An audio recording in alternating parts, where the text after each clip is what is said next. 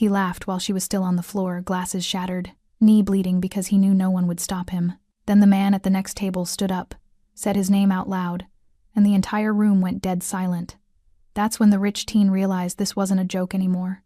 If this story pulled you in, make sure to hit that subscribe button so you never miss what's coming next. I've got another unforgettable story dropping tomorrow. And while you're here, jump into the comments and tell me where you're watching from. I love seeing our community from all around the world. All right, let's get back into it.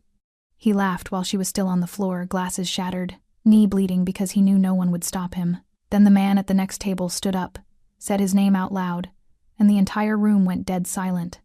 That's when the rich teen realized this wasn't a joke anymore. If this story pulled you in, make sure to hit that subscribe button so you never miss what's coming next. I've got another unforgettable story dropping tomorrow. And while you're here, jump into the comments and tell me where you're watching from. I love seeing our community from all around the world. All right, let's get back into it. The restaurant had earned its reputation not through excellence, but through consistency. Polished wood tables that caught the warm glow of pendant lights, leather booths worn smooth by years of wealthy patrons, and soft jazz that played just loud enough to fill the silence without demanding attention. The walls were decorated with tasteful black and white photographs of the city's skyline, back when it was still finding its identity. Everything here was designed to feel timeless, expensive, comfortable. A place where money didn't need to announce itself, because it was already understood. The floor gleamed under regular maintenance, but beneath that shine lay the same unspoken hierarchy that governed every interaction within these walls. Customers who tipped well received faster service. Complaints from expensive suits traveled upward to management. Complaints from staff traveled nowhere at all. The air carried the mingled scent of seared steaks, butter-soaked lobster, and wine that cost more per glass than most people made in a day. This was a place built on appearances, where discomfort was meant to stay hidden and civility was a performance everyone had agreed to maintain. The rhythm here never changed. Waitstaff moved like shadows between tables, anticipating needs before they were spoken. The kitchen operated with mechanical precision. Glasses clinked softly. Conversations hummed at a controlled volume. Even laughter was expected to remain refined, measured, appropriate. Time moved differently in places like this, not forward, but in careful circles that kept everything exactly as it had always been. People came here because they knew what to expect. Predictability was part of the luxury. She had learned to navigate this world without leaving fingerprints. Isabella Harris moved through the restaurant with practiced invisibility, her uniform a blue and white ensemble that somehow managed to look both professional and diminishing, pressed and spotless, despite 6 hours of constant movement. Her dark hair, highlighted with warm caramel tones, was pulled back neatly, framing a face that had learned to hold pleasant neutrality the way others held weapons. Her hands knew the weight of every tray, the balance required to carry 3 entrees and 4 drinks without spilling a drop. Her body had memorized the narrow spaces between tables, the angles needed to avoid brushing against customers who might complain about being touched. The ache in her lower back had become as familiar as her own heartbeat, so had the tightness in her calves, the burning in the arches of her feet, and the way her shoulders had started to curve slightly forward from years of carrying weight they weren't designed to hold. She'd developed a pattern of breathing that kept exhaustion at bay, shallow enough not to be noticed, deep enough to keep moving. Survival here meant understanding that you were seen only when convenient, and blamed for everything when you weren't. Isabella had not always moved this carefully through rooms where she didn't belong. Once, she'd believed that hard work and decency would eventually be rewarded, that people with power would recognize effort when they saw it. The restaurant had taught her otherwise, one shift at a time, until staying quiet became easier than hoping things might change. She'd learned which customers wanted conversation and which wanted silence. She'd learned to recognize the difference between a genuine smile and one that preceded a complaint. She'd learned that "I'm sorry" was a survival tool, deployed automatically, regardless of fault, because taking blame was faster than defending yourself. Most importantly, she'd learned that the restaurant wasn't really about food, it was about maintaining an illusion, and her job wasn't to serve meals. It was to be invisible until needed, then disappear again before she became inconvenient. The evening shift was always the hardest. Morning customers came in tired, left quickly, tipped predictably. Lunch customers were distracted, rushed, transactional. But evening customers arrived with expectations. They came to be seen, to feel important, to exercise the kind of casual authority that money provided. They lingered over wine. They sent dishes back for reasons that had nothing to do with temperature or taste. They snapped fingers when they wanted attention and looked through you when they didn't. Isabella had learned to read the room before stepping into it. Tonight, the energy felt familiar: businessmen celebrating deals at corner tables, couples on obligatory date nights trying to remember why they'd chosen each other, and scattered individuals dining alone with phones or newspapers as companions. The usual Friday evening crowd, predictable, manageable. Then the door opened, and the restaurant's carefully maintained equilibrium shifted. 3 young men entered with the kind of confidence that didn't ask for permission. They were dressed expensively but carelessly, designer jackets worn open, shirts untucked deliberately, sneakers that cost more than Isabella's monthly rent. The one in front wore a dark jacket over a gray shirt, his white sneakers still pristine despite the wet streets outside. His face carried the particular smugness of someone who'd never been told no and meant it. Behind him, his friends followed with matching expressions of casual entitlement. Derek Murray didn't walk into rooms, he claimed them. The hostess, Jenny, greeted them with practiced brightness that didn't quite reach her eyes. Isabella watched from across the dining room as Jenny led them to a booth near the center, exactly where Derek had probably insisted, where he could be seen by everyone and see everyone in return. The kind of table that wasn't about privacy. It was about presence. They slid into the booth with loud ease, their laughter already pitched higher than necessary. Derek stretched his arms across the back of the seat, surveying the restaurant like he owned it. One of his friends, shorter, stocky, wearing an identical expression of bored amusement, flagged down the nearest server immediately. Snapping his fingers twice, Isabella felt her jaw tighten instinctively, then forced it to relax. She'd seen this before. Boys, because that's what they were, regardless of their age or bank accounts, who treated restaurants like their personal playgrounds and staff like entertainment. They'd order too much, eat too little, complain about nothing, and leave a tip that was simultaneously generous and insulting because it came with the expectation of gratitude for their mere presence. She turned back to her own section, balancing a tray of drinks destined for table 7. The restaurant continued its familiar rhythm around her. Silverware clinked against china. Quiet conversations rose and fell like gentle waves. The kitchen doors swung open and closed with mechanical regularity. Everything felt normal. Everything felt safe. Isabella didn't notice the man in the black suit seated alone at the booth directly beside where Derek and his friends had settled. Didn't notice the way he sat perfectly still, his hands resting calmly on the table. Didn't notice how his eyes tracked every movement in the room, with the kind of awareness that came from years of knowing exactly when to watch and when to act. Kevin Minella noticed everything, and he had just started paying attention. Derek Murray had never learned to lower his voice because he'd never needed to. His laughter cut through the restaurant's carefully maintained ambiance like a knife through silk, sharp, deliberate, and entirely unconcerned with the disruption it caused. He leaned back in the booth, one arm draped casually over the leather backing, the other reaching for the glass of whiskey that had appeared within 60 seconds of his arrival. Speed like that didn't happen by accident. It happened because the staff had already been warned by the hostess. VIP table. Don't make them wait. This place is dead tonight, Derek announced, loud enough for nearby tables to hear. His voice carried the particular drawl of someone who'd grown up being listened to, whether or not he had anything worth saying. Thought you said this spot was supposed to be exclusive, Tyler. The stocky friend to his right, Tyler, shrugged, scrolling through his phone with his free hand while the other gripped an imported beer that cost $18. It is exclusive. That's why it's boring. Old money comes here to feel young. Young money comes here to feel respectable. He glanced up with a smirk. We come here because my dad owns part of it. The third member of their group, leaner and quieter but wearing the same expression of casual superiority, raised his glass in mock salute. To nepotism, Derek echoed, grinning as their glasses clinked together with more force than necessary. The sound made an elderly woman at the adjacent table flinch slightly. She glanced over, her expression hovering between disapproval and uncertainty, then returned to her meal without saying anything. Derek noticed. He always noticed when people chose silence over confrontation. It was permission, as far as he was concerned. Permission to continue. Permission to escalate. This was Derek's natural habitat spaces where money translated directly into immunity, where consequences were abstract concepts that applied to other people in other places. He'd been raised in environments like this. Country clubs where members' children could break equipment and have it blamed on staff.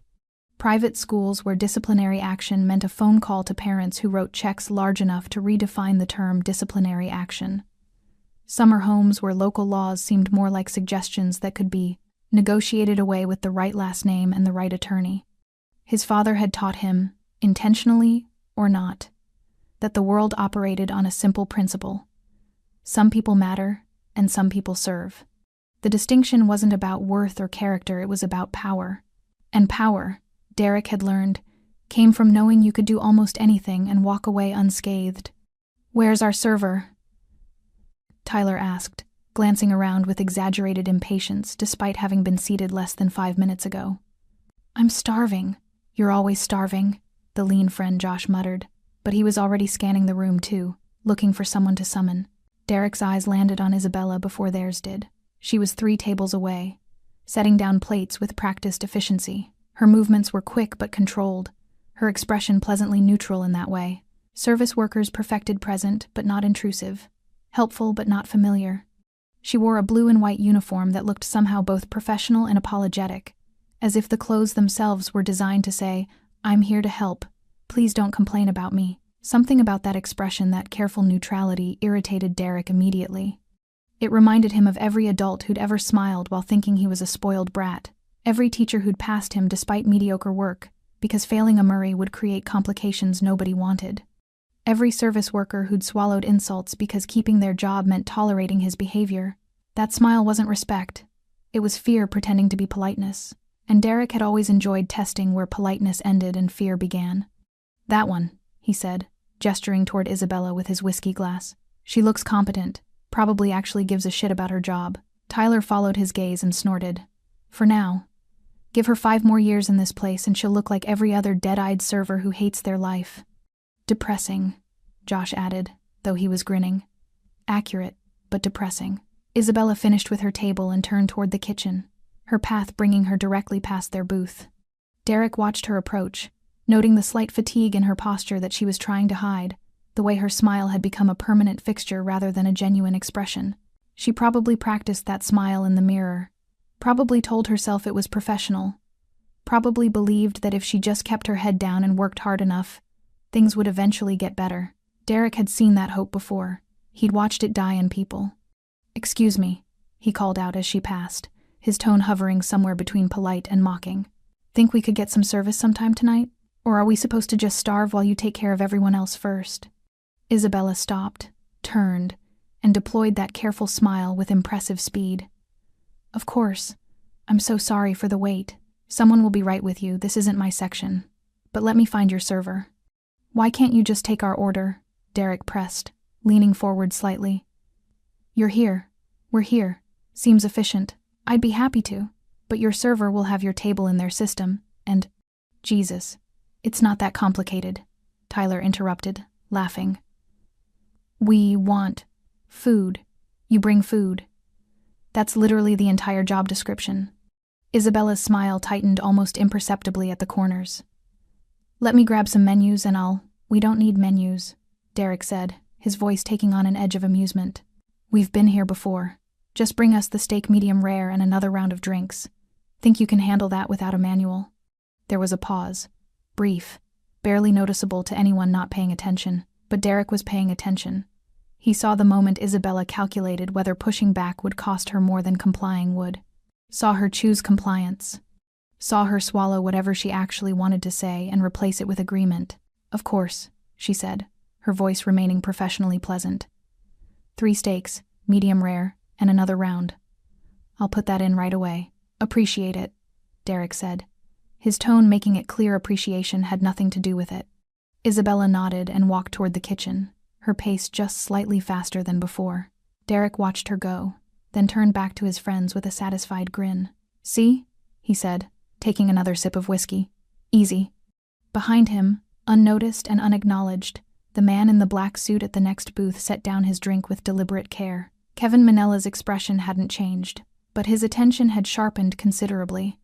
Kevin Manella had learned a long time ago that the most dangerous people in any room were the ones nobody was watching. He sat alone in the booth directly behind Derek and his friends, positioned at an angle that gave him a clear view of the entire dining room without requiring him to turn his head. The black suit he wore was expensive, but understated, tailored perfectly to his frame, no tie. The collar of his dark shirt opened just enough to reveal the edge of ink that disappeared beneath the fabric.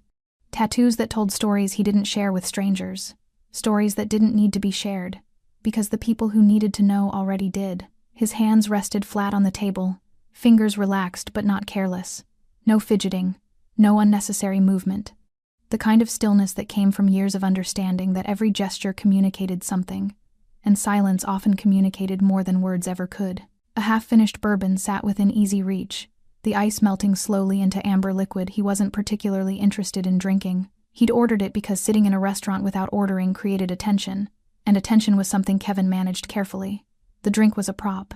The solitude was intentional. He'd come here tonight because he'd needed to be somewhere that wasn't home, wasn't work, wasn't connected to the network of obligations and expectations that defined most of his life. Somewhere he could sit quietly and think without being interrupted. Somewhere he could be just another customer in an expensive suit, unremarkable and unbothered. That plan had lasted approximately 15 minutes. Kevin had noticed Derek and his friends the moment they'd entered. It was impossible not to. They'd brought a different energy into the room, the kind that announced itself through volume and posture, rather than words. Young men who'd been taught that the world would accommodate them, and so far, the world had proven that lesson correct. He'd seen 1,000 versions of Derek Murray over the years. Different faces, different names, same fundamental belief. That power meant never having to consider consequences. That respect was something purchased rather than earned. That people who served them were somehow less real than people who sat beside them. Kevin had been raised differently. His father, a man whose name still carried weight in certain circles, though he'd been dead for over a decade, had taught him that respect was currency, but only if it flowed in both directions. That a man who couldn't control himself in small moments would eventually lose control in larger ones. That how you treated people when you had power over them revealed everything about who you actually were. Those lessons had been delivered quietly, often without words, through observation, through example, through the careful way his father had moved through rooms where violence was always an option but rarely the first choice. Kevin had inherited that approach. He didn't announce himself, didn't need to. The people who mattered already knew what his last name meant, what his presence implied, and why underestimating his silence was a mistake most people only made once. Tonight, he'd been content to remain unnoticed. Just another customer. Just another man having a quiet drink while the world moved around him. Then he'd heard Derek speak to Isabella, and something in his chest had tightened with familiar recognition. It wasn't the words themselves, they'd been relatively benign on the surface. It was the tone beneath them. The casual cruelty wrapped in politeness. The way Derek had watched her calculate whether resisting would cost more than complying. The satisfaction in his expression when she'd chosen compliance. Kevin knew that dynamic intimately. He'd witnessed it his entire life. Had seen it play out in back rooms of restaurants his family had frequented. In social clubs where people with money treated people without it like animated furniture. In business dealings where power imbalances were leveraged for entertainment rather than necessity. He'd also learned, through years of experience, that men like Derek rarely stopped at verbal disrespect. They tested boundaries constantly, pushing incrementally to see how far they could go before someone pushed back. And in environments like this where staff were trained to absorb disrespect as part of their job description, those boundaries stretched further than they should. Kevin took a slow sip of his bourbon, the liquid barely registering as it passed his lips. His eyes tracked Isabella as she moved toward the kitchen, noting the tension in her shoulders that hadn't been there before. The way her stride had quickened just slightly. She was good at hiding it. Most people probably wouldn't have noticed. But Kevin had spent years reading body language the way other people read newspapers. She was rattled. Not devastated, not panicked, but unsettled in a way that would follow her through the rest of her shift. Behind him, Derek's laughter erupted again, followed by his friends joining in. They were enjoying themselves, completely unaware that their behavior had registered as anything other than normal interaction. Probably didn't even remember the exchange 30 seconds after it had ended. That was the problem with men like Derek. The damage they caused was recreational, forgettable. Something they did to pass time between more important moments in their more important lives. Kevin set his glass down with deliberate care. He wasn't angry. Anger was a luxury he'd learned to control years ago. What he felt was colder, more focused. A clarity that came from recognizing a pattern and deciding whether or not to interrupt it. Not every situation required intervention. Kevin had walked away from countless moments of casual cruelty because inserting himself would have created more problems than it solved. Because some battles weren't his to fight, because sometimes the cost of action outweighed the benefit, but something about tonight felt different. Maybe it was the way Isabella had swallowed her dignity so automatically, as if she'd done it 1,000 times before. Maybe it was Derek's complete lack of awareness that he'd done anything wrong. Maybe it was the room's collective decision to ignore what had just happened, to let it dissolve into the ambient noise of normal restaurant operation. Or maybe it was simpler than that. Maybe Kevin was just tired of watching people like Derek move through the world without ever being reminded that their actions had weight. He shifted slightly in his seat, adjusting his position so he had a better view of Derek's booth. Not obvious, not aggressive, just aware. His hands remained flat on the table, relaxed and ready. Kevin didn't know yet whether he'd need to do anything. Didn't know if Derek would escalate or if the evening would proceed without further incident. But he was watching now, and unlike everyone else in the restaurant who'd witnessed that exchange and chosen to look away, Kevin Manella had decided not to turn his attention elsewhere. He'd decided to wait, to observe, and if necessary, when necessary, to remind everyone in this room that silence wasn't neutral. It was a choice, and tonight, Kevin was choosing differently. Isabella moved through the kitchen doors with practiced efficiency, the familiar chaos of the back of house wrapping around her like a second skin she'd learned to wear comfortably. The heat hit immediately oppressive and thick, carrying the scent of searing meat, caramelizing onions, and the sharp tang of wine reducing in copper pans. Chefs called out orders in shorthand that had taken her months to decode. Pans clattered against burners. Knives struck cutting boards in rapid percussion. Someone cursed in Spanish. Someone else laughed. The kitchen operated at a volume and intensity that the dining room's carefully maintained elegance worked hard to pretend didn't exist. She found the ticket station and punched in Derek's order, her fingers moving across the screen automatically while her mind remained partially elsewhere. The interaction replayed itself without her permission. His tone, his friend's laughter, the calculation she'd made in that brief pause before responding. It wasn't the worst thing a customer had ever said to her, not even close, but something about it had landed differently tonight. Maybe she was just tired. 6 hours on her feet with 2 more to go. Rent due in a week. A car that needed inspection she couldn't afford. The accumulation of small stresses that made every additional disrespect feel heavier than it should. "You good?" The voice belonged to Marcus, one of the line cooks who'd worked here longer than Isabella had been alive. He was watching her with the kind of casual concern that came from seeing the same exhaustion in 100 different faces over the years. "Yeah," Isabella said automatically, forcing brightness into her voice. "Just another Friday night." Marcus nodded, already turning back to his station, accepting her lie because pushing further would have required time neither of them had. The kitchen didn't allow for extended emotional processing. "You moved, or you drowned." Isabella grabbed the tray she'd prepared earlier, 3 drinks destined for table 12, and pushed back through the swinging doors into the dining room's controlled atmosphere. The temperature dropped immediately. The noise softened. The lighting dimmed from harsh fluorescent to warm amber. 2 different worlds separated by 8 inches of steel and wood. She delivered the drinks with mechanical precision, accepted thanks she barely registered, and turned toward the bar to collect the round Derek had ordered. Another whiskey, another overpriced beer, something with vodka that Tyler had specified by brand as if it mattered. The bartender Jordan, efficient and perpetually exhausted, had them ready before she arrived. "Table 6?" he asked, though he already knew. "Yeah, those kids tipping you?" Isabella shrugged. "Probably. Eventually. After they've made it clear they're doing me a favor." Jordan's expression suggested he'd dealt with customers like Derek before, and hadn't enjoyed it any more than she was. "Let me know if they get worse. I can water down their drinks until they're basically paying $12 for ice." The offer made her smile genuinely for the first time in an hour. Tempting. She loaded the drinks onto her tray with careful precision, 3 glasses, specific placement, weight distributed evenly. The tray itself was heavy even before adding liquid. After 6 hours, it felt like carrying concrete. Her right shoulder had developed a chronic ache that no amount of stretching ever fully resolved. Physical therapy wasn't covered by the insurance the restaurant provided, and paying out of pocket meant choosing between healing and eating. She'd chosen eating.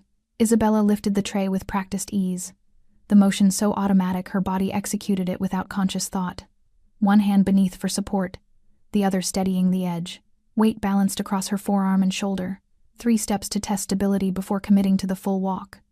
The dining room stretched before her, a obstacle course of tables, chairs, and customers she'd navigate without incident because she always did.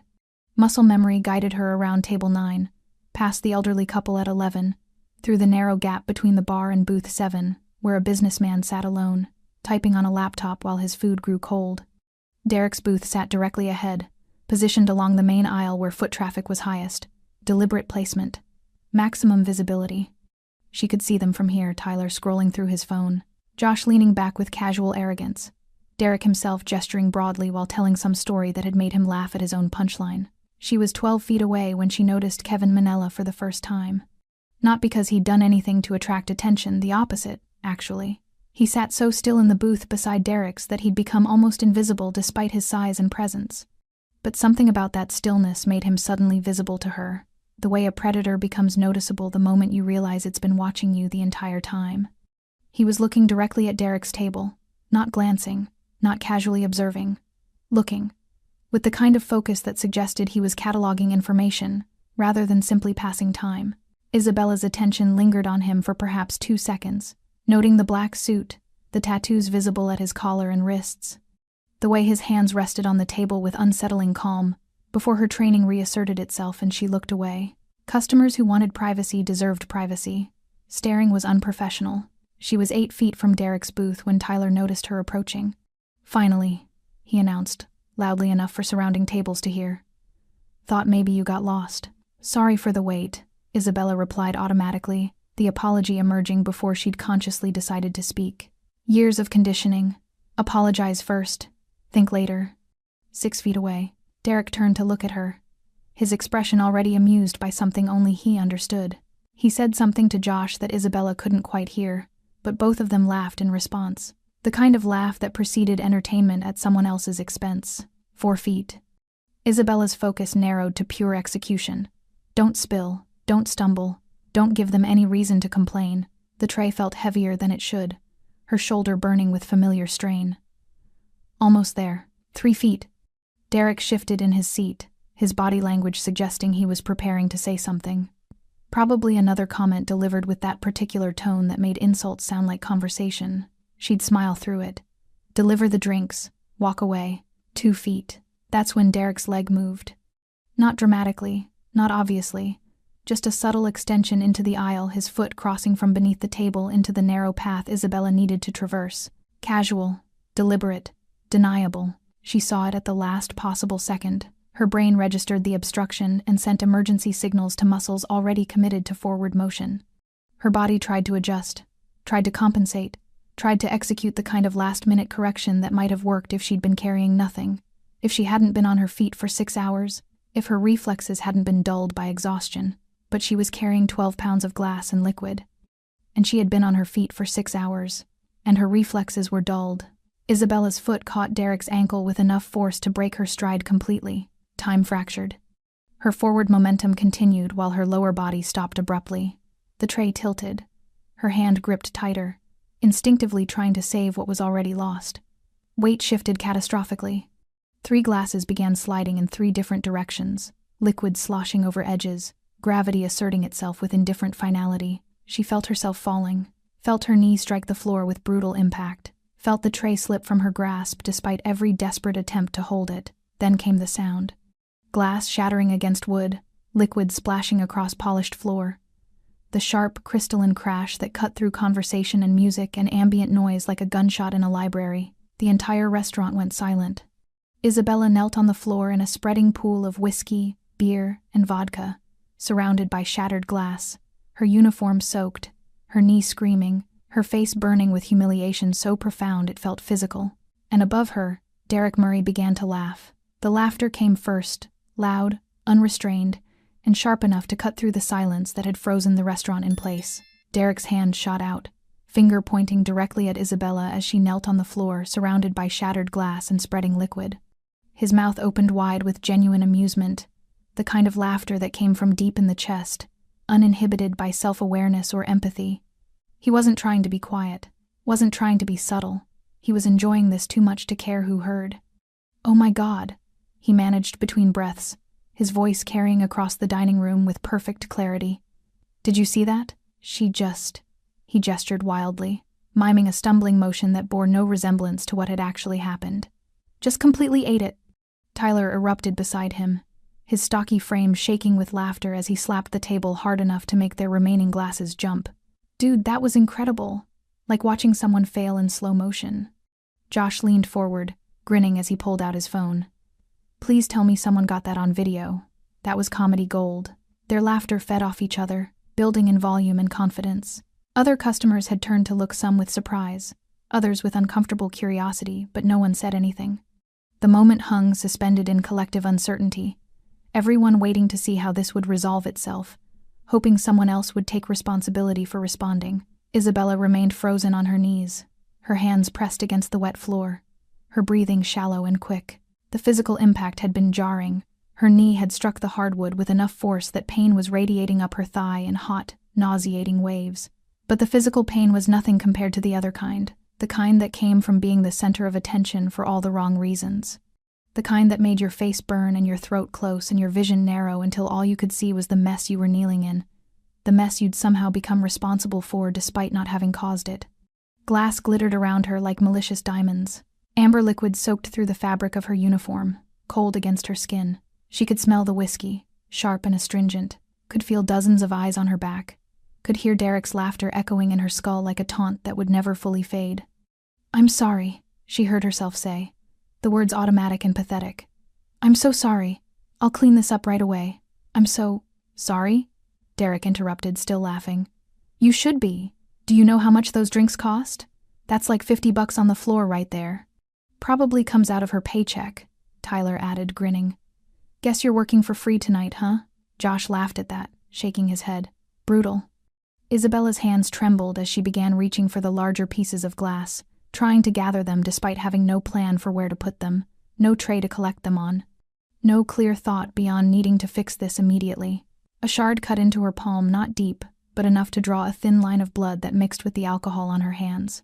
She barely felt it. "Careful," Derek said, his tone dripping with false concern. "Wouldn't want you to hurt yourself. That would be—" He paused for effect, glancing at his friends. "Oh wait, you already did that yourself." More laughter. Isabella's vision blurred. She blinked hard, refusing to let tears form, refusing to give them that satisfaction. She'd cry later. In her car. In her apartment. Somewhere private where humiliation could be processed without an audience. But not here. Not now. Not in front of them. "Someone should help her," a woman's voice said from a nearby table, quiet and uncertain. "Someone should teach her to watch where she's walking." Derek shot back immediately, loud enough to ensure everyone heard. "Seriously, how do you trip over nothing? Were you texting? Were you drunk?" "I wasn't." Isabella started, then stopped. Because what was the point? Defending herself would only extend this moment, would only give them more ammunition, would only make everything worse. The manager appeared then, materializing from wherever managers disappeared to when things were running smoothly. Richard was in his 50s, professionally pleasant, and fundamentally allergic to confrontation with customers who spent money. He looked at the mess, at Isabella still kneeling in it, at Derek and his friends clearly enjoying themselves, and made a calculation that Isabella recognized immediately. This would be her fault. "Isabella," Richard said, his tone carefully neutral but edged with disappointment. "Are you hurt?" "No," she lied automatically.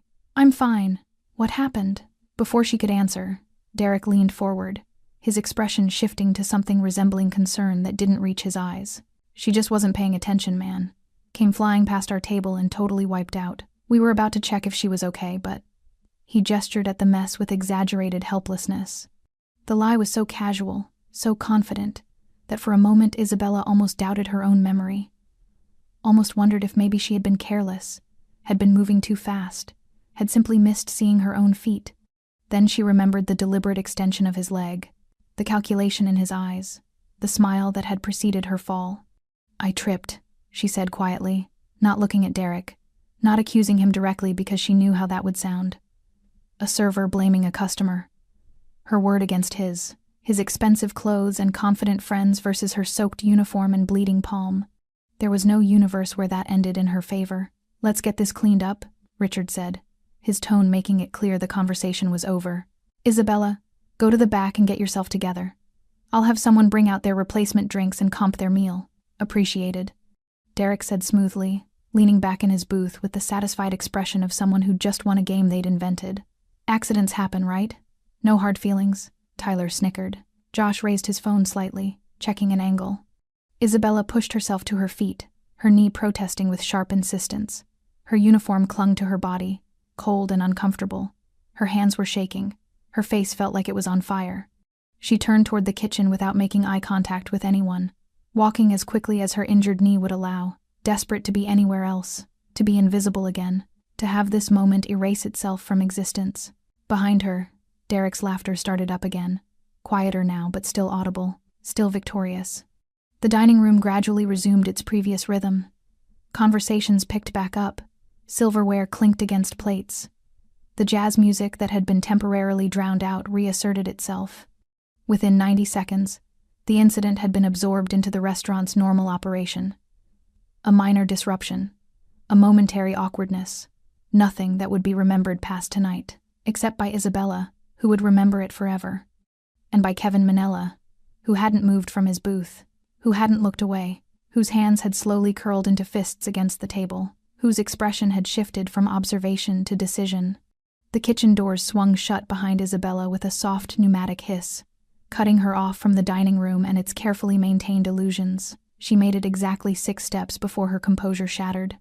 Her back hit the cold tile wall beside the dry storage area, away from the main kitchen line where the cooks worked, away from the dish pit where servers congregated between tables, away from anyone who might see what was happening to her face. Her hand pressed against her mouth, trying to hold back the sound threatening to escape her throat, not quite a sob, but something rawer and more desperate. The tears came anyway. They burned behind her eyes, spilled over despite her best efforts, tracked hot lines down cheeks that still felt flushed with humiliation. Her whole body was shaking now that no one could see it. The adrenaline that had kept her upright finally draining away and leaving nothing but exhaustion and shame in its wake. Her knee throbbed with each heartbeat. Her palm stung where the glass had cut it. Her uniform stuck to her skin, cold and uncomfortable, reeking of alcohol. But none of that compared to the feeling sitting like concrete in her chest, the weight of public humiliation, of injustice that couldn't be challenged, of dignity stripped away while people watched and chose to do nothing. She'd tripped over his foot. She knew it, had felt the contact, had seen his leg extended into the aisle at the last possible second. It hadn't been an accident, hadn't been her carelessness. He'd done it deliberately, for entertainment, because he could, and no one had said anything. The customers who'd watched had looked away within seconds. The manager had blamed her by implication, focusing on her carelessness rather than questioning what had actually happened. Derek had lied smoothly, confidently, secure in the knowledge that his version of events would be accepted over hers because his clothes cost more, and his friends laughed at his jokes and his presence in this restaurant meant revenue. Isabella pressed her palms against her eyes, trying to physically push the tears back in, trying to restore some semblance of control. She needed to clean herself up. Needed to change if she had a spare shirt in her locker. She didn't. Needed to get back out there because she had 4 other tables and they'd still expect service and tips didn't earn themselves. The injustice of it all made her chest ache. She hadn't done anything wrong. She'd been working, doing her job, moving through space. She navigated 100 times every shift. And in less than 5 seconds, someone had decided to hurt her for fun, and the entire world had agreed that this was somehow her fault. "You okay?" The voice made her jump.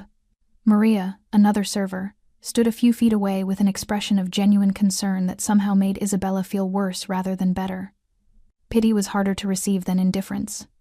"Yeah," Isabella managed, her voice rough and unconvincing. "Just need a minute." Maria stepped closer, lowering her voice. "I saw what happened. That kid's an asshole." The validation should have helped. Instead, it just highlighted how meaningless validation was when no one with power shared it. Maria had seen. Maybe others had too, but seeing didn't matter if no one was willing to say something when it counted. "Doesn't matter," Isabella said, wiping her face with the back of her hand and wincing when she remembered the cut on her palm. "Richard's comping their meal. They probably won't even tip now. They wouldn't have tipped anyway," Maria said darkly. "Rich kids never do. They think their presence is the tip." Isabella pushed off from the wall, testing her knee's stability. It protested but held. "I need to get back out there." "You're soaked." "I know. Richard should send you home. Workers' comp or something." "Richard's not sending me home," Isabella said flatly, because they both knew how this worked. Sending her home meant being understaffed during Friday dinner service, meant the other servers picking up her tables and resenting the extra work, meant losing hours she couldn't afford to lose. "I'll dry." Maria looked like she wanted to argue but didn't. She'd worked here long enough to understand that fairness was a luxury, not a right. You want me to take your section for a bit? No. Isabella straightened her uniform as best she could, finger combing her hair back into place. But thanks. She walked toward the bathroom to at least wash her hands and face, each step sending dull pain through her knee. The fluorescent lighting in the narrow hallway made everything look harsh and overexposed. She caught her reflection in the bathroom mirror and barely recognized herself. Eyes red, makeup smeared, uniform disaster, expression somewhere between fury and defeat. This wasn't who she'd thought she'd be at 26. She'd had plans once. College, maybe. A career that involved sitting down occasionally. Dignity, respect. The normal things people hoped for when they thought about their futures. But plans required money. And money required work. And work, for people without connections or safety nets, meant places like this. Meant swallowing disrespect. Meant accepting that your version of events didn't matter as much as someone else's. Meant learning that silence was the price of survival. Isabella washed her hands carefully, hissing when soap hit the cut on her palm. She dried her face, fixed her makeup as best she could with shaking hands, and stared at her reflection for a long moment. You did nothing wrong, she whispered to herself, testing the words, hoping repetition might make them feel true. They didn't. She pushed back out into the kitchen, past the line cooks who pretended not to notice her red eyes, past the dishwashers who'd seen this same scene play out with different servers a dozen times before. The dining room doors loomed ahead, the barrier between this world and that one, between who she had to be back here and who she had to pretend to be out there. Isabella took a breath, squared her shoulders, and pushed through. The dining room's atmosphere hadn't changed. Conversations continued at their usual volume. Glasses clinked, soft music played. The spot where she'd fallen had already been cleaned, no evidence remained of what had happened. As if erasing the physical mess meant erasing the incident itself. Derek and his friends were still in their booth, laughing about something on Josh's phone. They didn't look up when she emerged, didn't acknowledge her existence. Why would they? She'd already served her purpose as momentary entertainment. Now she was nothing again. Isabella returned to her section, checking on table 7 with mechanical professionalism. The elderly couple smiled at her kindly, asked if she was all right, offered sympathy that felt genuine but couldn't change anything. She assured them she was fine, took their dessert order, moved on. Table 9 needed water refills. Table 12 wanted their check. Table 14 had questions about the menu she'd answered 500 times before. She moved through it all on autopilot, her body executing tasks while her mind remained partially elsewhere. Still kneeling on that floor, still hearing that laughter, still feeling the weight of collective silence that had taught her exactly how little she mattered. At the booth beside Derek's table, Kevin Manella sat perfectly still. His bourbon remained untouched. His hands remained flat on the table. His expression remained unchanged, but something in the set of his jaw had shifted. Something in the focus of his eyes had sharpened. Something in the deliberate control of his breathing suggested a decision had been made. He'd watched Isabella disappear into the kitchen, had watched the staff clean up the mess, had watched Derek and his friends celebrate their victory with continued laughter and zero consequences, had watched the entire restaurant collectively decide this was normal, acceptable, not worth intervention. Kevin had seen this pattern his entire life, had seen countless moments where cruelty went unchallenged because challenging it was uncomfortable, because the victim had less power than the aggressor, because silence was easier than action. He'd walked away from most of those moments, had told himself they weren't his responsibility, that inserting himself would create complications, that the world was full of injustice he couldn't personally fix, but tonight felt different. Maybe because he'd watched Isabella's face as she'd apologized for something that wasn't her fault. Maybe because Derek's laughter had contained the particular satisfaction of someone who knew he'd get away with it. Maybe because Kevin was tired of being part of the silence that made moments like this possible. Or maybe it was simpler than that. Maybe he'd just decided this was the moment he stopped looking away. Kevin's hands slowly curled into loose fists. Then, with deliberate calm, he stood up. Kevin rose from his seat with the kind of slowness that suggested perfect control. No sudden movements, no aggression, just a man standing up in a restaurant. But something about the way he moved made the nearest tables notice. Maybe it was his size, more apparent now that he was vertical, tall, broad-shouldered, filling space with presence rather than noise. Maybe it was the deliberate quality of his movements, the way someone who'd spent years controlling violence moved differently than someone who'd never needed to. Or maybe it was something less tangible, something primal in the way certain predators announce themselves without making a sound. Whatever it was, conversations at adjacent tables faltered mid-sentence. Kevin adjusted his suit jacket with practiced ease, the fabric settling perfectly across his frame.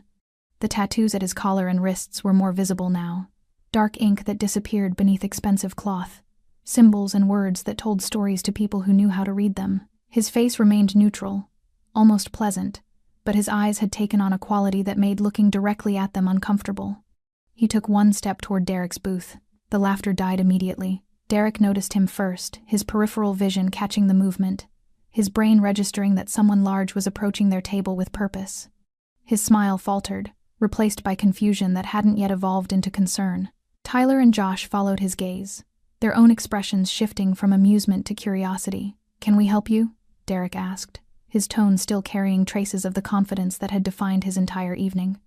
The words came out casual, almost dismissive, the way someone speaks when they're not yet aware they should be worried. Kevin stopped at the edge of their booth, standing close enough to cast a shadow across their table. He didn't lean forward aggressively, didn't raise his voice, didn't make any gesture that could be interpreted as threatening. He simply looked at Derek with the kind of attention that made it clear this wasn't a casual conversation. When Kevin spoke, his voice was quiet, barely above normal, speaking volume, but it carried through the space with perfect clarity. The kind of voice that didn't need volume because it assumed it would be heard. "You tripped her." 3 words. Statement, not question. Derek blinked, his brain taking a moment to process both the accusation and the fact that someone was making it. His mouth opened, closed, then opened again. "Excuse me?" "The waitress," Kevin continued, his tone remaining perfectly even. "The one who fell about 5 minutes ago. You stuck your foot out. I watched you do it."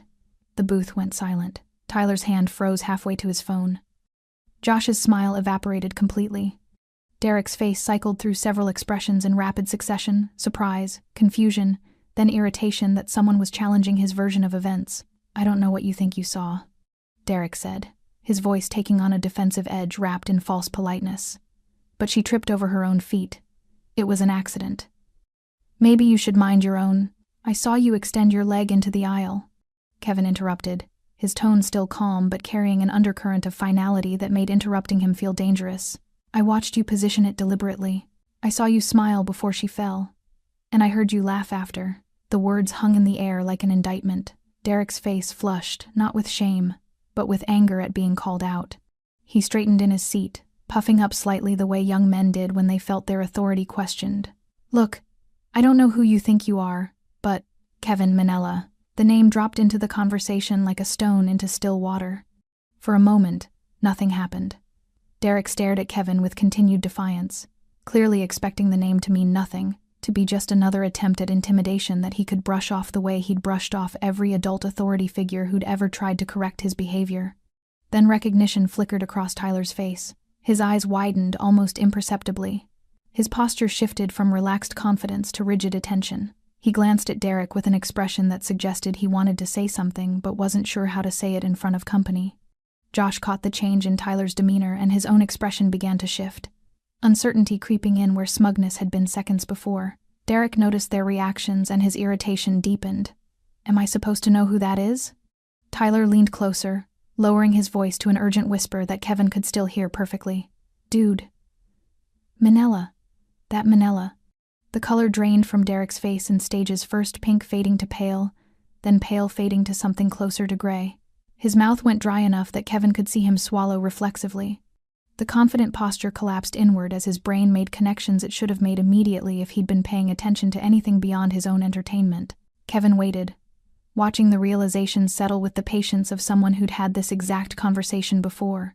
He knew the precise moment Derek understood not just who Kevin was, but what that name meant. What family it represented, what world it came from, what consequences it implied. "I didn't," Derek started, his voice cracking slightly. He cleared his throat and tried again. "It was just a joke. She's fine. No one got hurt." "She's bleeding," Kevin said quietly. "Her knee hit the floor hard enough that she's limping. Her uniform is soaked. And she apologized to you for something you did to her. So let's not pretend no one got hurt." Derek's friends had gone completely silent, their earlier bravado evaporating like water on hot pavement. They'd both shifted subtly away from Derek, creating physical distance that suggested they were reconsidering their association with whatever was happening. The surrounding tables had gone quiet too. Not obviously, people were still pretending to eat, still going through the motions of normal restaurant behavior, but conversations had softened to whispers. Eyes watched without making direct contact. Everyone in the immediate area was aware that something significant was unfolding, even if they didn't understand exactly what. Kevin let the silence stretch, let Derek's discomfort build, let the weight of attention and expectation settle over the booth like a physical presence. Then he leaned forward slightly, just enough to close the distance, just enough to make this conversation more intimate and more inescapable. "Here's what's going to happen," Kevin said, his voice dropping even lower, forcing Derek to strain to hear every word. "You're going to sit here and think very carefully about what you did tonight, about how it felt to make someone else small so you could feel big, about whether that's the kind of man you want to be." I'm not finished," Kevin said, and Derek's mouth snapped shut immediately. "You're going to leave a tip that reflects an actual apology, not 10%, not 20%, something that makes it clear you understand what you did was wrong, and then you're going to leave this restaurant quietly, without another word to anyone who works here." Derek nodded quickly, desperately eager to agree to anything that would end this conversation. "And if I ever hear that you've done something like this again," Kevin continued, his tone remaining conversational but his eyes going cold in a way that made his meaning unmistakable, "we're going to have a much longer conversation. The kind that doesn't happen in public. Do you understand?" "Yes," Derek whispered. "Yes, I understand." Kevin straightened, his expression softening back to something approaching neutral. He adjusted his cuffs with casual precision, taking his time, making it clear he wasn't being rushed or dismissed. "Good," he said simply. Then he turned and walked back to his booth with the same deliberate calm he'd approached with, leaving Derek and his friends sitting in stunned silence. The restaurant remained frozen for several heartbeats. Then, gradually, sound returned. Conversations resumed. Silverware clinked. The moment absorbed itself back into the normal rhythm of Friday evening service, but everything had changed. Derek stared at the table, his face still pale, his hands trembling slightly. His friends said nothing, and Kevin Manella sat back down, picked up his bourbon, and took a slow sip. His expression revealed nothing, but anyone watching closely would have noticed the faintest suggestion of satisfaction in his eyes. Kevin sat down in his booth with the same measured calm he'd approached Derek's table with, his movements suggesting the conversation had required no more energy than ordering dessert. He didn't look back, didn't need to. He could feel the shift in the room's atmosphere, the way silence had replaced Derek's earlier laughter, the way nearby tables had stopped pretending they weren't paying attention, the way the entire restaurant had collectively held its breath and was only now beginning to exhale. His bourbon sat exactly where he'd left it, the ice mostly melted, the liquid diluted past the point of being worth drinking. He took a sip anyway, more for the ritual than the taste, giving Derek and his friends time to process what had just happened without the pressure of continued observation. Behind him, he heard the scrape of a booth bench, whispered conversation, too quiet to make out words, but urgent enough that the tone carried. The rustle of a wallet being retrieved, bills being counted with shaking hands. Kevin set his glass down and finally allowed himself to glance back. Derek was standing now, his face still pale, his earlier confidence completely absent. He placed several bills on the table. Kevin couldn't see the denomination from this angle, but the stack was thick enough to suggest Derek had understood the assignment. Tyler and Josh were already on their feet, hovering near the booth's edge with the nervous energy of people desperate to leave but unsure if they had permission. No one was laughing. No one was making jokes. No one was meeting anyone else's eyes. Derek moved toward the exit with quick, stiff steps, his friends following close behind like they were afraid being separated might somehow make things worse. They didn't stop at the host stand, didn't acknowledge the staff, didn't look at any of the customers who'd witnessed their humiliation. The door opened, admitting a brief gust of cool evening air, then closed behind them with a soft chime that felt inappropriately cheerful given the circumstances. They were gone.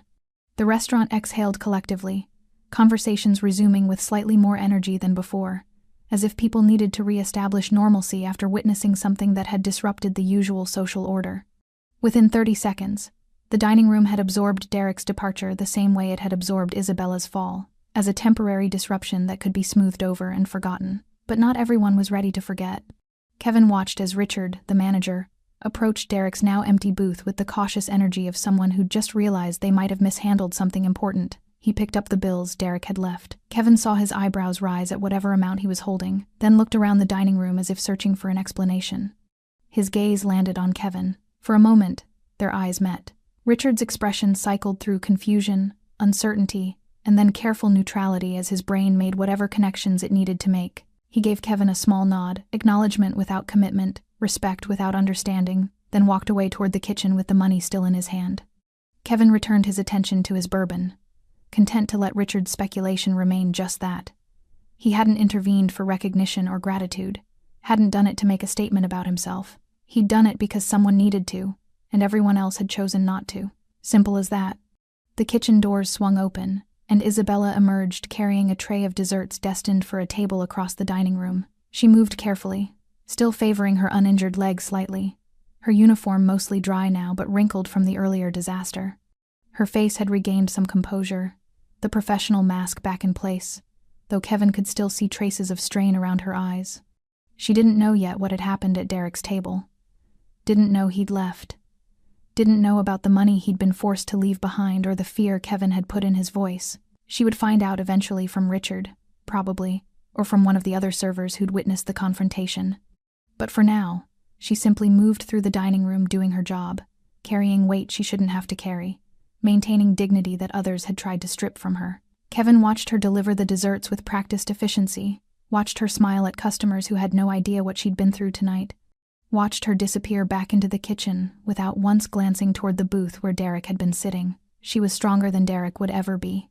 Stronger than most people in this room, actually. Strength wasn't about never falling. It was about getting back up when the world had given you every reason to stay down. Kevin pulled out his wallet and placed enough cash on his table to cover his bill, plus a tip that would raise eyebrows. Not because he wanted recognition, but because people like Isabella deserved more than they typically received from people like him. He stood, adjusted his jacket one final time, and walked toward the exit without fanfare or announcement. A few heads turned as he passed. People who'd witnessed the confrontation with Derek and were now watching to see if anything else would happen. Nothing else would happen. Kevin pushed through the door into the cool evening air, the sounds of the restaurant fading behind him as the door swung shut. The street outside was busy with Friday night energy couples walking to bars, groups laughing on corners, cars passing with music bleeding through closed windows. Normal life, normal people, normal problems. Kevin started walking, his hands in his pockets, his expression neutral, his mind already moving past tonight's events toward tomorrow's obligations. He'd done what needed doing. Now it was done. Behind him, inside the restaurant, Richard stood at Derek's table staring at $500 in cash left as penance for a crime the official record would claim never happened. And in the kitchen, Maria was pulling Isabella aside, her voice urgent and excited as she explained what had just occurred, her words tumbling over each other in her rush to share what everyone was already talking about. Isabella listened with an expression that cycled through disbelief, confusion, and something else, something fragile and tentative that looked almost like hope. Isabella stood in the kitchen doorway, one hand pressed against the frame for support, listening to Maria describe what had happened with an expression that suggested she wasn't entirely sure she was hearing correctly. "I'm serious," Maria insisted, her voice low but intense. This guy just stood up and walked over to their table like he owned the place. Didn't yell, didn't threaten, just talked to them. And Derek looked like he was going to pass out.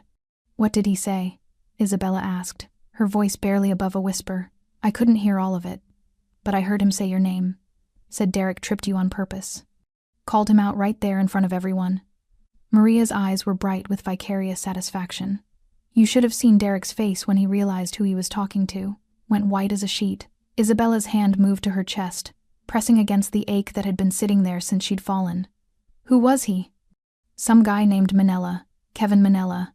Maria paused, watching Isabella's face for recognition. "You know who that is?" Isabella shook her head slowly. Well, Derek sure did. Soon as he heard the name, he looked like he wanted to crawl under the table. Maria leaned closer, dropping her voice even further, left $500 on the table. 500, Isabella. For drinks they never even finished. The number didn't make sense. Isabella's brain tried to process it and came up empty. That's not possible. Richard's holding it right now. Ask him yourself. Isabella turned to look across the kitchen where Richard stood near the office, the stack of bills still visible in his hand. He was staring at the money with an expression that suggested he was also having trouble believing what he was seeing. As if sensing her attention, Richard looked up and met her eyes. For a moment, neither of them moved. Then Richard crossed the kitchen toward her, his expression unreadable, the money held carefully like it might disappear if he handled it wrong. "Isabella," he said when he reached her, his tone softer than she'd heard it all night. "This was left on table 6. He held out the bills. Isabella stared at them without reaching out, her hands remaining at her sides. "I don't understand." "It's yours," Richard said simply. The customer who intervened made it very clear this was meant as an apology for what happened. "But I didn't," Isabella started, then stopped. Because what was she arguing against? That she deserved it? That Derek shouldn't have to pay for humiliating her? That accepting this money somehow made her complicit in a system she hated? Her hand trembled as she reached out and took the bills. They felt real, solid, undeniably present. $500, more than she made in a week. More than her rent. More than the car inspection she couldn't afford. More than she'd held in her hands at one time and longer than she could remember. "There's something else," Richard said, his voice gentler now, almost apologetic, "about what happened earlier." With the fall, Isabella tensed, preparing for the criticism she'd been expecting since the moment glass had shattered against the floor. "I should have asked more questions," Richard continued. "Should have made sure you were actually okay instead of just trying to smooth things over with the customers. That wasn't fair to you." The apology landed so unexpectedly that Isabella didn't know how to respond. She'd been working here for 3 years and couldn't remember Richard ever apologizing for anything. "It's fine," she said automatically, the reflex still strong despite everything that had happened tonight. "It's not fine," Richard said firmly. "But I'm going to try to do better, starting with making sure you take tomorrow off. Paid. Your knee needs rest, and you've earned it." Isabella opened her mouth to protest she needed the hours, needed the money, couldn't afford to miss a shift, but Richard raised his hand to stop her. "Paid," he repeated. "Not negotiable." Then he walked away before she could argue, leaving her standing there with $500 in one hand and a day off she hadn't asked for clutched in the other. Maria squeezed her shoulder. "You okay?" "I don't know," Isabella admitted honestly. The rest of her shift passed in a blur of surreal normalcy. Tables still needed service. Orders still needed taking. Customers still needed attention. But something fundamental had shifted beneath the surface of routine. People looked at her differently with sympathy, curiosity, respect, or some combination of all three. The elderly couple from table 7 left her a $50 tip and a note that said simply, "Glad you're all right." Table 9 asked if she needed anything and actually waited for her answer. Even table 14, who'd been demanding and impatient all evening, softened their tone when asking for their check. By the time her shift ended at 11, Isabella felt hollowed out and overfull at the same time, exhausted but wired, empty but somehow more substantial than she'd been 8 hours ago. She changed out of her uniform in the employee bathroom, moving slowly to accommodate her injured knee. The cut on her palm had stopped bleeding but would probably scar. Her reflection in the mirror looked tired but not defeated. That was something. The money sat in her purse, still feeling unreal. She pushed through the back door into the parking lot where the cool night air hit her face like a benediction. Her car sat in its usual spot under the broken light that maintenance kept promising to fix. She walked toward it carefully, testing her knee with each step, finding it painful but manageable. The lot was mostly empty now, just a few employee vehicles and the manager's car near the back entrance. Isabella reached her car and was searching for her keys when she noticed something. A piece of paper tucked under her windshield wiper. She pulled it free, unfolding it under the dim glow of a distant streetlight. The handwriting was masculine, controlled, unfamiliar. "You did nothing wrong." No signature. No explanation. Just 5 words that somehow carried more weight than the $500 in her purse. Isabella read them twice, then a third time, her vision blurring slightly as tears she'd been holding back all night finally demanded release. She stood in the empty parking lot, paper clutched in one hand, and let herself cry not from pain or humiliation this time, but from something else. Something that felt almost like relief, like vindication, like being seen. Isabella woke the next morning to sunlight streaming through her apartment window at an hour she was usually already halfway through a shift. For a moment, disorientation clouded her thoughts. Why wasn't her alarm going off? Why wasn't she exhausted? Why did her knee hurt? Then the previous night reassembled itself in her memory, piece by piece, until she was fully awake and staring at the ceiling, processing everything that had happened. The fall, the laughter, the humiliation, and then the intervention. The money, the note. "You did nothing wrong." She rolled over carefully, testing her knee's condition. Still sore, but better than last night. The kind of injury that would heal with time and rest, both of which she now had, at least for today. Her phone sat on the nightstand, screen dark. She picked it up and found 3 text messages from Maria, sent late last night after Isabella had left. Everyone's still talking about it. Derek's friends are telling people he got thrown out by the Mafia. LOL. You're basically famous. Isabella smiled despite herself, then set the phone back down. Famous wasn't what she wanted. She just wanted to be treated with basic human decency. Apparently, that required intervention from someone powerful enough to make Derek afraid.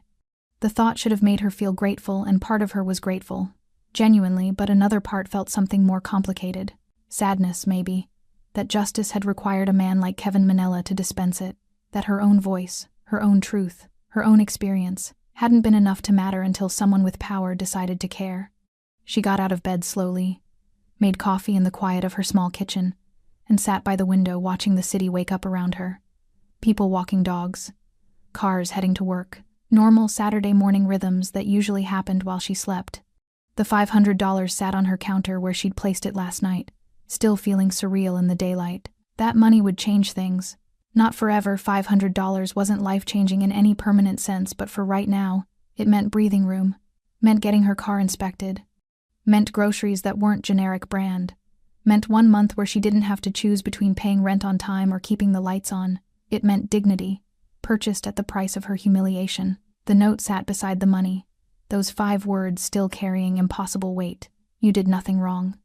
Isabella had spent years learning to swallow blame that wasn't hers, to apologize for existing in spaces where people with power found her inconvenient.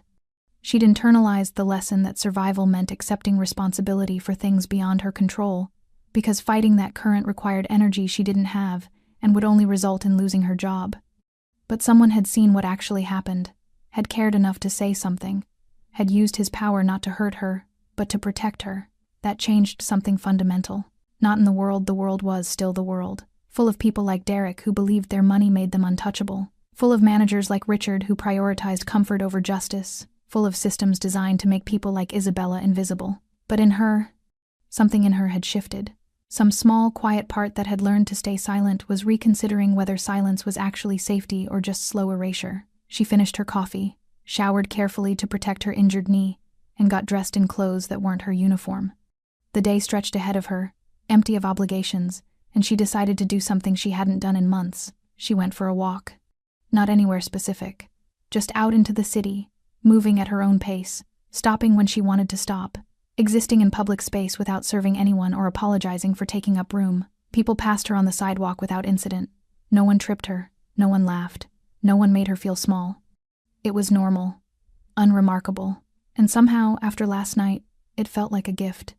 By the time Isabella returned to her apartment that evening, her knee was protesting, but her mind felt clearer than it had in weeks. She made dinner, ate slowly, and sat by the window as the sun set over the city. Tomorrow she'd go back to the restaurant, back to the same job, the same customers, the same underlying dynamics that had created last night's situation in the first place, but she'd go back different. Because someone had reminded her that silence wasn't neutral, that what happened to her mattered, that she'd done nothing wrong, and believing that didn't require anyone's permission.